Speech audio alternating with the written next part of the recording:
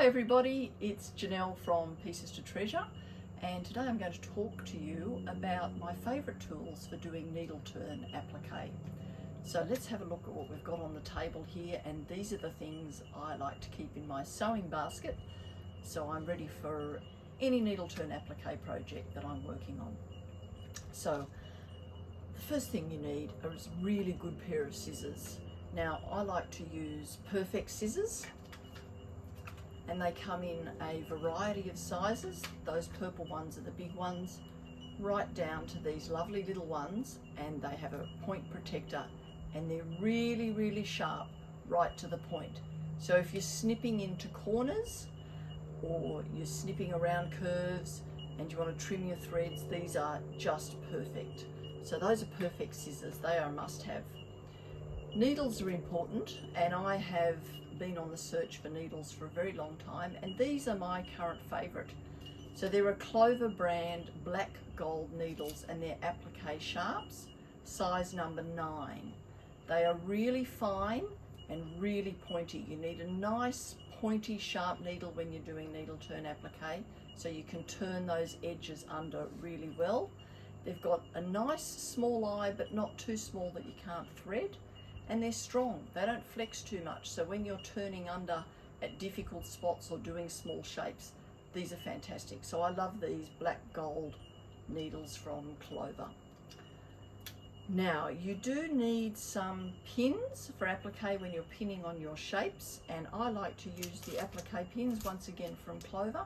They come in a little packet like that, and I keep mine on a little pin cushion that I've made a elastic band so I can wear it on my wrist. So you've got the pins, so when you're stitching you can just take it out and pop it into your wrist pin cushion. Now you don't have to use pins, you can use glue once you've got your shapes into position, and so my favourite go-to for that is Roxanne Glue Based It, and I have the tub like this with the fine needle on it. Once again, to stop the glue from drying out on the end, it's got a little protector on the end. But they also come in a cute little bottle like that. So this is the one I keep in my sewing basket, and then I use the bigger one here to refill it, so I don't have to lug that one around. Now one thing you'll definitely need is a bias tape maker. This is my bias tape maker. It's probably a Clover one, and that's a 1/4 inch bias tape maker, and I'm going to do another video demonstrating how I use my bias tape maker and how I put my bias stems on, so look out for that one. Now when you're doing circles, they might be flower centers, they could be petals, they could be berries, I like to use Perfect circles. These are Karen K. Buckley Perfect circles. This is the small pack. So they come like this, and you put them all onto a ring so you hopefully don't lose them.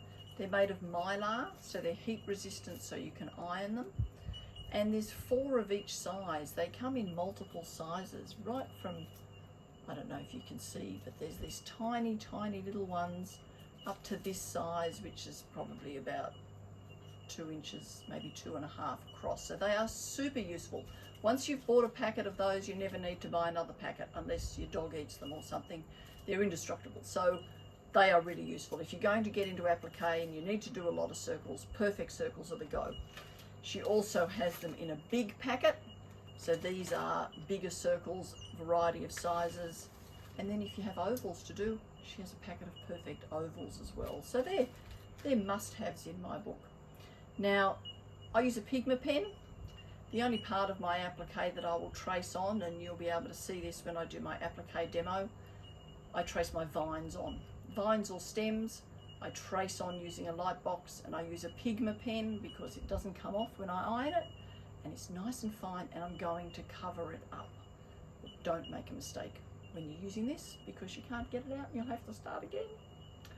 You'll need a sharp pencil because you're going to trace your design onto freezer paper. I like to do freezer paper applique, and once again look out for my applique video. I'll show you how to use the freezer paper. This one's a Matilda's own freezer paper, but they're all pretty good. Once you've got a roll of freezer paper, it'll last you quite a while. So the last thing that's essential is your thread. Now this is Superior Threads, they're called Super Bobs. They're a bottom line polyester thread, so they're really, really fine. And what I love about this is you buy one Super Bob like this, and look at all the colours you get. Like, it's so pretty.